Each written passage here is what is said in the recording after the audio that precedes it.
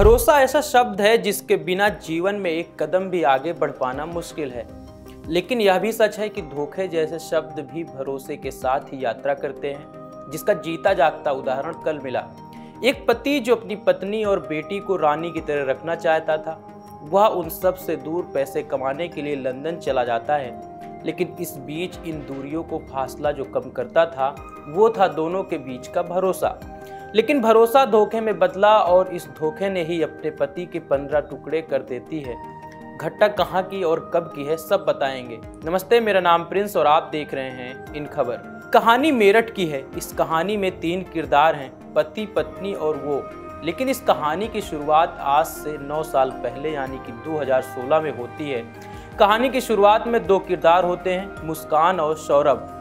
2016 में दोनों के बीच प्रेम प्रसंग की शुरुआत होती है और इसी वर्ष सौरभ की मर्चेंट नेवी में नौकरी लग जाती है। नौकरी लगने के बाद प्यार परवान चढ़ने लगता है और फिर दोनों प्रेम विवाह कर लेते हैं। लेकिन सौरभ 1 साल बाद मर्चेंट नेवी की नौकरी छोड़ देता है और मेरठ में ही दिल्ली रोड स्थित एक प्लाईवुड की दुकान में काम करने लगता है। लेकिन यहाँ भी मन नहीं लगता तो 3 साल बाद नौकरी छोड़ देता है। लेकिन इस बीच दोनों को एक बेटी होती है। इस दौरान सौरभ पत्नी और बेटी के साथ इंदिरा नगर में रह रहा था।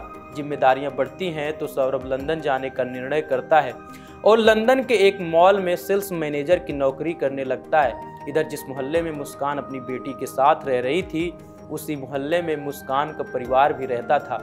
लेकिन सौरभ के लंदन जाने के बाद एक नई पटकथा शुरू हो जाती है और इस कहानी में एक और किरदार की एंट्री होती है। नाम होता है साहिल शुक्ला, जो कि पेशे से सीए होता है। सौरभ नौकरी के कारण कई महीनों बाद घर आता था और इसी बीच साहिल शुक्ला और मुस्कान की नजदीकियां बढ़ने लगती हैं। अब साल आता है 2025। इसी साल 25 फरवरी को मुस्कान और 28 फरवरी को उसकी बेटी, जिसका काल्पनिक नाम आंचल है, दोनों का बर्थडे होता है। घर में खुशी का माहौल था और इसी के चलते 24 फरवरी को सौरभ लंदन से मेरठ आ जाता है और सौरभ पत्नी और बेटी को बर्थडे भी मनाता है। इसी बीच मुस्कान सौरभ से साहिल और अपनी प्रेम कहानी के बारे में भी बताता है। 28 जनवरी को आंचल का जन्मदिन मनाने के बाद मुस्कान ने सौरभ के सामने तलाक का प्रस्ताव रखती है, जिसके बाद सौरभ ये बात अपने परिवार को भी बताता है और सौरभ बेटी आंचल की खातिर अपनी पत्नी को तलाक देने से इनकार कर देता है। और इसके बाद मुस्कान और साहिल मिलकर सौरभ की हत्या की पटकथा रचने लगते हैं। 4 मार्च की रात यह कहानी पूरी तरह बदल जाती है। पत्नी मुस्कान रात के समय खाने में कोई नशीली चीज मिलाकर सौरभ को बेहोश कर देती है। इसके बाद पड़ोस में ही रहने वाले अपने प्रेमी साहिल शुक्ला को घर बुलाती है और चाकू घोंप कर सौरभ की हत्या कर देती है। इसके बाद अपने आप को बचाने के लिए धारदार हथियार से शव के 15 टुकड़े करते हैं। शव को छुपाने के लिए प्लास्टिक के ड्रम में लाया जाता है और ड्रम में टुकड़े डालकर डस्ट और सीमेंट से घोल बनाकर ढक्कन को सील कर देती है। बताया जा रहा है कि मुस्कान ने सोते हुए पति के हाथ पकड़ लिए थे और फिर प्रेमी ने सीने पर चाकू से वार किए। पहले वार पर सौरभ चिल्लाया और कहने लगा कि मुझे मत मारो, मैं तलाक दे दूंगा। लेकिन साहिल और मुस्कान का दिल नहीं पसीजता और उसकी हत्या कर देते हैं और फिर शव के टुकड़े टुकड़े कर देते हैं। ये सब होने के बाद मुस्कान अपनी 5 साल की बेटी को मायके में छोड़कर प्रेमी के साथ शिमला घूमने चली जाती है और वापस लौटकर मुस्कान अपने पिता को सौरभ की हत्या करने की बात बताती है। वही मंगलवार को प्रमोद कुमार मुस्कान के साथ ब्रह्मपुरी थाने पहुंचते हैं और पुलिस को वारदात की जानकारी देते हैं। पहले तो पुलिस को मुस्कान की बात पर भरोसा ही नहीं होता, लेकिन बाद में जब जांच होती है तो पुलिस को ड्रम से सौरभ का शव बरामद होता है तो पुलिस महिला और उसके प्रेमी को गिरफ्तार कर लेती है। वही पुलिस के मुताबिक मुस्कान और साहिल ने सौरभ के सीने में चाकू घोंप कर और फिर शव को बाथरूम में ले जाकर छुरे से उसके 15 टुकड़े किए। शव को सीमेंट में इस कदर धंसा हुआ था कि पोस्टमार्टम के लिए पूरे ड्रम को ही मोर्चरी भेजना पड़ा।